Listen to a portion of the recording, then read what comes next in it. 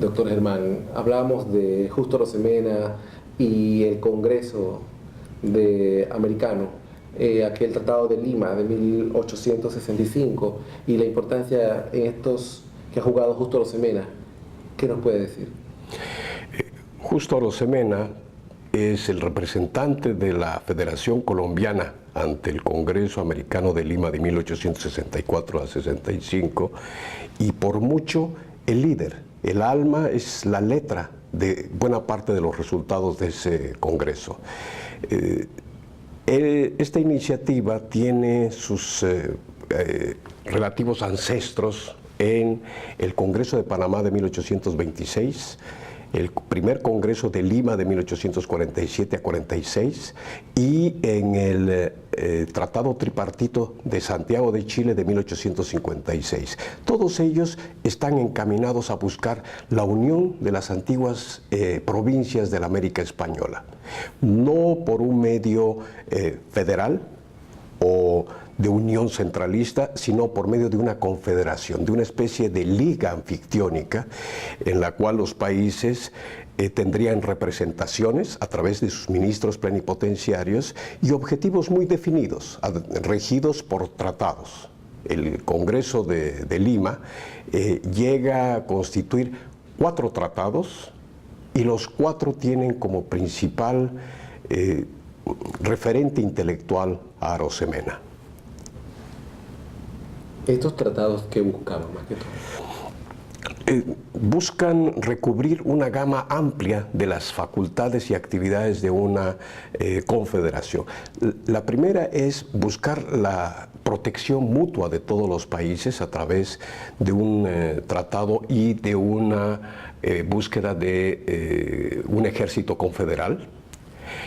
El segundo es intentar solucionar los problemas de los hispanoamericanos por vías pacíficas, concretamente a través de un sistema de arbitraje. El tercer tratado es uno de comercio y navegación, que busca reducir los aranceles que se habían creado entre los países hispanoamericanos, en la mayoría de los casos entorpeciendo el comercio entre ellos, empobreciéndolos y aislándolos, favoreciendo a las potencias externas que habían establecido tratados desfavorables para los hispanoamericanos y al mismo tiempo buscando la navegación libre de los hispanoamericanos en el inmenso sistema fluvial del continente. Era una especie de cumbre, era una especie de estos organismos creados hoy día por cada uno de los países de la región para poder llegar a un fin común. Sí y no, era la forma de integración dominante en el siglo XIX y no lo es por una influencia externa, lo es a partir de las iniciativas de Bolívar. Él en la Carta de Jamaica ya anuncia esta forma de integración basada en el modelo anfictiónico de la Grecia antigua y que consiste básicamente en una asamblea de representantes, cada uno de ellos dotados de poderes plenipotenciarios para poder resolver los asuntos comunes de todos los países, de todos los estados hispanoamericanos. Se busca de alguna forma reconstituir esa unidad pasada, la española, pero desde otra perspectiva, ¿no? Desde la unión de historias, de aspiraciones, de instituciones similares, pero no con el fin de una centralidad o de una dominación de alguna de las repúblicas sobre las otras, sino para que todas ellas puedan poner un frente común frente a la adversidad externa, resolver el problema de haber creado barreras arancelarias enormes entre cada una de las repúblicas y establecer los mecanismos que harían posible una paz duradera en el continente. Es decir, que el Congreso fictiónico sirvió de base en algún momento, sí, para poder entonces elaborar una propuesta que fuera del concurso de cada una de las provincias participantes, pero que no fuera en desventaja de ninguna de ellas. Claro que sí, es el principal legado de Bolívar y esto va a abarcar los primeros 50 años de independencia. Hay una de grandes implicaciones, limitación de los historiadores, que es concentrar la historia del Congreso de Panamá en su realización, en su limitada y precaria realización cuando la influencia abarca en su modelo, en su convocatoria e incluso en las instrucciones que muchos de los países van a dar a sus plenipotenciarios, medio siglo. Entre 1800, en realidad 1821, que es cuando Bolívar manda a sus emisarios para que establezcan tratados de unión, liga y confederación perpetua bilaterales con distintos países, hasta 1865, que es la última de las iniciativas de integración confederal o política, ¿no? Todas ellas seguían prácticamente por las mismas características. Tenemos nuevamente una asamblea con representantes, se busca tener un ejército confederado común para defenderse de la agresión externa, tener un sistema de comercio, si no libre, al menos preferencial, y un sistema de arbitraje para evitar los conflictos que lamentablemente van a sacudir buena parte del continente a lo largo del siglo XIX. De hecho, el último Congreso de Unión Hispanoamericana antecede con poco a dos conflagraciones muy importantes. Las primeras guerras de conquista entre latinoamericanos, el de la Triple Alianza contra el Paraguay, la Triple Alianza conformada por Argentina, Brasil y Uruguay, que diezmó la población del Paraguay, y la Guerra del Pacífico, que dejó a Bolivia sin salida al mar y ha eternizado el conflicto hasta el día de hoy en su vertiente diplomática. Por así decirlo, es una gran aspiración del siglo XIX que no llega a concluirse, ¿no? Pero sin duda representa al mismo tiempo el antecedente de los modernos ensayos de integración.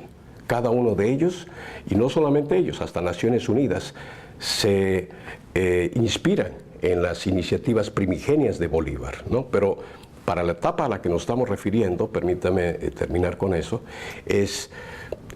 parte desde Bolívar y culmina en el Congreso que podríamos decir es de Arosemena. ¿Cómo logra entonces Arosemena poder llegar y una vez conocer aquellas vicisitudes que tenía para el tiempo Bolívar y que se concretaran, llegaran a un momento de que sus ideales pudieran ser llevados al escenario actual y que fueran ideas que no murieran en el camino?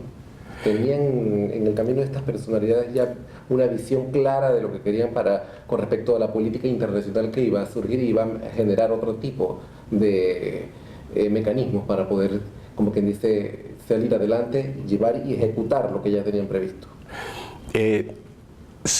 Lo que pasa es que el Congreso de Panamá de 1826 sirve como modelo a seguir. Puedo, por ejemplo, mencionarle que para el primer Congreso de Lima del 47 al 48, algunos países retoman las instrucciones que habían dado a los ministerios, a sus representantes ante el Congreso de Panamá, para que acudan al Congreso esta vez en Lima. Hay una fuerte determinante panameña, ismeña, sobre este modelo de integración. En algún momento dejan de ser objetivos definidos para convertirse en una especie de experiencias con sentido acumulativo, de conocimiento acumulativo, producto de los sucesivos fracasos. América Latina registra una suerte de permanente en los fracasos de estos ensayos de integración, pero que se constituyen, llegado el momento, de una especie como de experiencias que van subsanando algunas dificultades poco a poco. Por ejemplo, en el Congreso Americano de Lima, en el que participa Arosemena, hay dos objetivos mayores. Uno es dirimir el conflicto que existe entre España y el Perú, luego Chile, por el control de las islas Chincha, y del otro lado la creación de la Confederación. Los tratados firmados en este Congreso no son ratificados por los congresos de cada país, es decir, son letra muerta.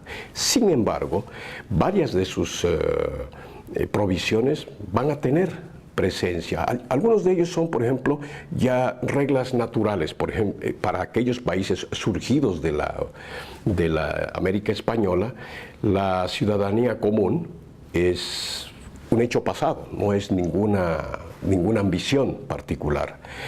Otra parte de las provisiones de estos tratados tienen que ver con aquellos objetivos de integración internacional que eran avanzados entonces y todavía lo son. Por ejemplo, movilidad laboral, la creación de una moneda común, ¿no es cierto? Y aún hay otros objetivos, por ejemplo, el del arbitraje, que han sido retomados a nivel global, multilateral. Entonces podríamos decir que hubo un cierto éxito en ese nivel, y no es el único. Le hablaba del caso de la guerra con España. La unión de estos países propició una ventaja diplomática tanto al Perú como a Chile. Y lo mismo ocurrió con México. Al momento de la realización del Congreso, en México, en la Ciudad de México, está un emperador Habsburgo impuesto por las tropas de Napoleón III.